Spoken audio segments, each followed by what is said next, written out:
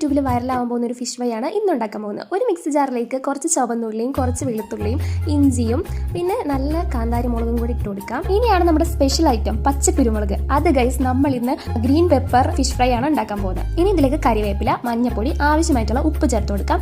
ഇനി ഇതിലേക്ക് പുളിക്ക് ആവശ്യമായിട്ട് നമ്മുടെ മീനൊന്ന് സോഫ്റ്റ് ആവാൻ വേണ്ടിയിട്ട് ഇതിലേക്ക് നാരങ്ങ നീര് ഒഴിച്ചു കൊടുക്കാം. നാരങ്ങയുടെ കുരു കളഞ്ഞിട്ട് ഒഴിച്ചു കൊടുക്കാം കേട്ടോ. ഇനി ഇതിലേക്ക് പച്ച വെളിച്ചെണ്ണയും കൂടെ ഒഴിച്ചെടുത്ത് മിക്സിക്കകത്ത് നന്നായിട്ട് അടിച്ചെടുത്തുകൊണ്ട് വരാം.